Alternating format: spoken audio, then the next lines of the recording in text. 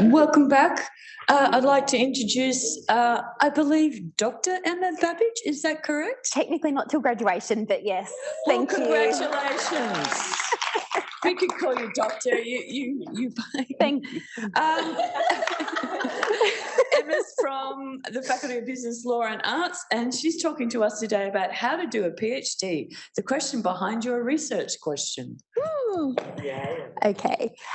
Thank you, everybody. So today's presentation is going to be taking us all behind the scenes of doing a PhD or master's or honours or wherever you're at, because I just think that this is a really under talked about point. And I'm not talking about what your research question is. I'm not talking about your method. I'm not talking about your methodology or, heaven forbid, your theory. What I am talking about is you, your daily rhythms or lack thereof. So I know it's hard to kind of take a pause and step back from the daily grind, but I did read somewhere that it's really important to think about strategy, because then you can be more effective. And so 15 minutes of your PhD or HDR life may help you. So that's what I hope to do with you today. Okay, so I took this photo the other day, and this is a walk that I do fairly regularly, but as you'll see later in my presentation, it was a pretty auspicious day when I heard from my principal supervisor saying, yes, you're ready for your PhD to be submitted. So I'll show you a photo of that later, but here, I just was thinking about reflections, and when I was showing my partner my slides last night, he's like, and the steps? I'm like, oh yeah, the steps. So we're going to be talking a little bit about steps and reflections, because this is a little awkward framing because we're certainly not in a 3-day program. However, has anybody heard of Brené Brown, the social scientist and pretty popular YouTuber, podcaster, book writer? Amazing. Brené has talked about a day 3 analogy of a 3-day workshop. So day 1, it's kind of like our first hour of praxis. We might not know each other. Maybe some of us do. It's all a little awkward. We don't really know what we're doing. Day 1 of our PhD, or for me, lasted for about 18 months. It's the really black cloud moment, and I've heard friends talk about it as plodding or plodding through the mud. I used to say it literally feels like I'm walking through the dark and I have to go and invent my own bloody flashlight just to get to the other side of the room. And it was really hard. And I'd just like to acknowledge that, because for a very long time, I was really preoccupied with, but how? How am I supposed to do this thing? For me, it was not knowing what to do or how to do it or how often or when or where or why. And that does sound like a little bit of a corny Netflix title, like Bright and Shiny Things or whatever it is. But it really was what was going through my head for a very long time. And I would quiz a lot of you, particularly at my first praxis. Oh, so how do you do your PhD? And what's your daily rhythm like? And everything on YouTube was get up at 5 a.m. and write. I haven't done that once. I did get up at 5:17 a.m. this morning just to prove that I could, but I didn't write. And so what the point of this presentation is to show you is that we need to do ourselves. This was me in first year of my PhD. It's a 301-word document, one of about 100 that I would start each day. I'm pretty not good at organisation when I don't know what I'm doing, or at least when I tell myself I don't know what I'm doing. So I had hundreds of new Word documents opened. I would start at the beginning of whatever I was at that day. But it's kind of nice because there's some key words in that photo that are in my thesis, my finished thesis. So it wasn't wasted work. It's just that it wasn't committed work. I was too afraid of getting in. So I wrote this out the other day, a little bit corny, but it's my advice to you. You get to do your research. You are inventing a novel, original piece of work, but you get to know yourself through doing that. I interviewed small business people, everybody who owned their own business, solopreneurs, entrepreneurs, and I kind of looked at myself as one of those, just without the paycheck, but it was a little bit like, okay, so I get to invent this stuff. And as soon as I gave myself a permission slip to be myself, rather than a YouTube 5 a.m.er, everything changed. 5 a.m.er, 5 Emma, kind of rhymes. But it's also ironic because my research was very much about well-being. And a key point of my research is that the true way to well-being is autonomy. So if you ever needed a permission slip to go and be yourself and to figure out who that is and how you work best and to just own it, here it is. Day 2, the messy middle. You're kind of throwing paint everywhere. It's not landing very aesthetically pleasing, but you're getting in and you're getting wet and you're getting messy and you're just having a go and the cloud is starting to clear. Brene says that this is essential to get to day 3. We'll talk about day 3 later, but many of you today may be in day 2. We all seem to be kind of knowing what we're doing at Praxis, or at least we try to feel that way. But day 2 is where it really gets interesting. We start to find our way and own it. And this is exactly what happened to me. Day 2 was probably the most revolutionary for me of my PhD because I started to find my rhythm. There's me, yeah, I used to wear my joggers doing my PhD. It was like a ritual because I felt like, I was doing it. I was getting in, I was running my race, I was walking my walk. That's me reordering my literature review after my my confirmation feedback. My external panel member said I had no voice, and she was absolutely right.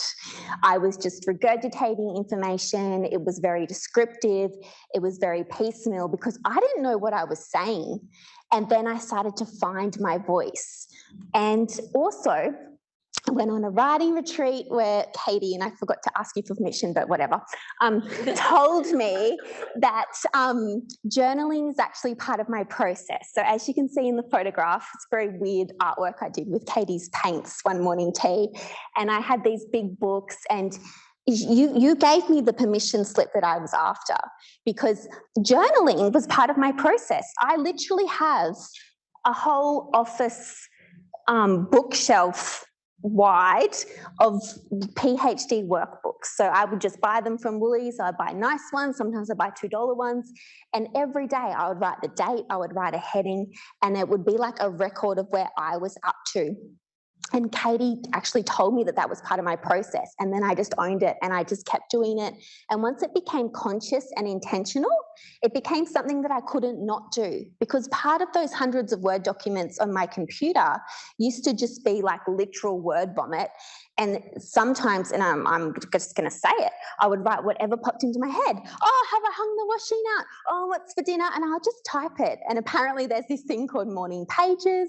And that's eventually what I did end up doing. Another thing that Brene Brown's really big on is this idea of getting in the arena.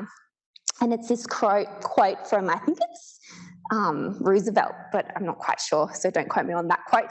But it's something like, it's not the critic who counts, it's the man in the arena. And I'm not interested in your feedback unless you're in there doing it too. So as peers, we can all give each other that advice that we're after, but maybe not necessarily somebody else. But thank you, Craig. But a point that my mum told me yesterday, though, was just tell them, Emma, if they're struggling, just pick up the phone and call anyone. It doesn't matter who it is, and just say, what would you do in this situation? And shout out to my mum, who was kind of like my PhD coach the whole way through, who listened to me all the time. But what I struggled with that idea of 5 minutes? What I struggled with that idea of getting in the arena was actually defining what that meant. And for me, I'm not a scheduler. Like I once tried laughably to schedule out my day, and I just failed on like the first minute. I'm like, well, I'm not here at 9:00, day's over. And I just had to realize that for me, defining the arena was about my process, and it was about what I was working on right then that day.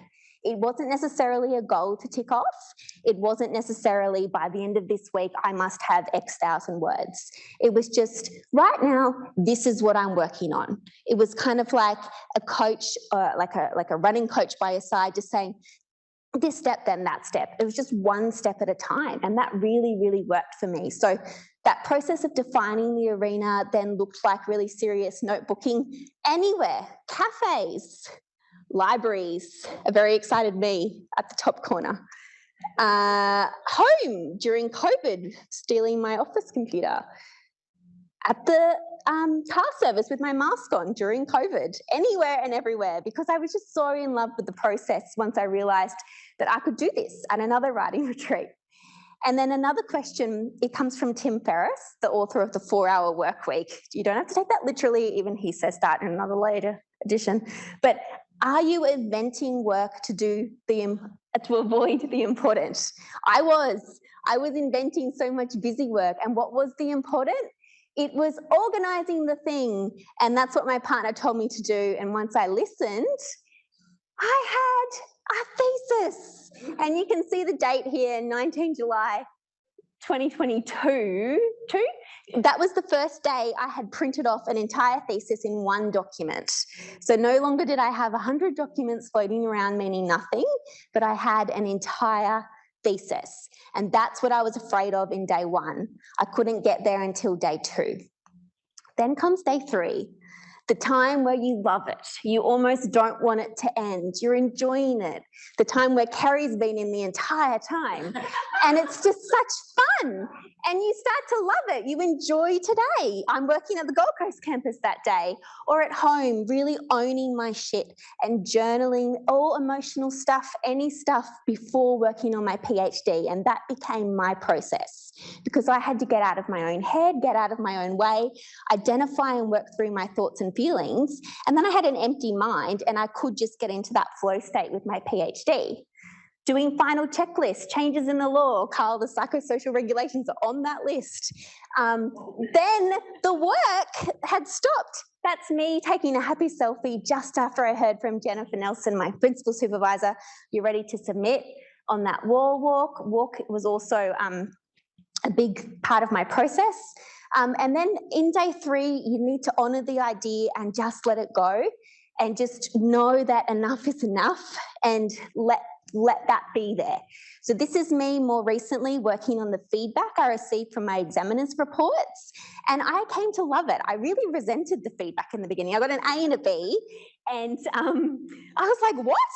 You're telling me I have to do more work? But that more work led to a much better thesis and heaps of enjoyment.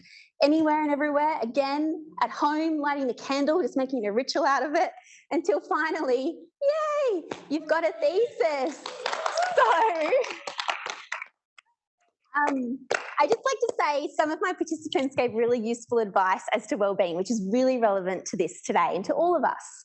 So Jenny does self-care like walking, positive affirmations, meditation, yoga, stretching, journaling, podcasts. Sandra's all about goal setting, but she realises that's not for everybody. And Alex is all about regular exercise, good nutrition, sleep, water. That's something I found in my research as well, particularly in the law space. Exercise, mindfulness, nutrition, and sleep are the 4 pillars of wellbeing. Don't forget that. But the question for you is just being self-aware of what works for you and what's your go-to self-care activity. So what I just want us to do, there might be questions, but raise your hand if you think you're in day 1. A couple of us. Raise your hand if you think you're in day 2. Anyone in day 3? Or beyond? Yeah. I'm so glad we can identify that, because you know that there is light at the end of day 1. You know that day 2 will end, and you know that sometime you've got to give up day 3. But could you just turn to somebody near you and just share what's your go-to self-care activity? It might be interesting to see what they think.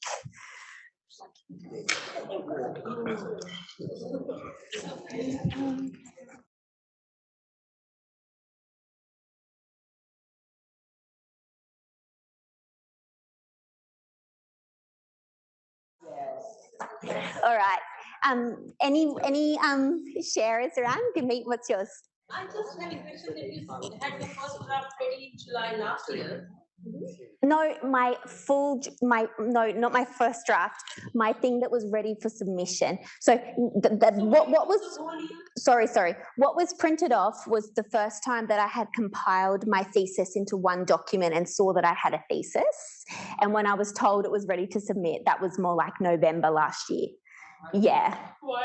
No. Actually, I was told it was ready to submit in about September, and then we did a couple more rounds of feedback and edits, just me and my supervisor, and then submitted it in December, got the feedback in February, and then I took about 3 months to get that through. Just got told the other day. Yeah. Fantastic. Yeah. Well, thank you very much. Some great tips there for people starting out and in the middle and towards the end. We're going to take a break and go to afternoon tea, but any comments? Well done. Thank you. Yes, well done, Emma. And I just like to say, one day you'll get your metaphoric bunch of flowers too. Like everybody here will finish or has finished, and it's just so important to realise that you will get there. Like this is entirely possible. Yeah. It's just something that for me, committing to it saw me through. So it doesn't mean that because you said you would, you have to. But I just mean your day will come. So yeah. Inspirational. Thank you so much. Okay, afternoon tea.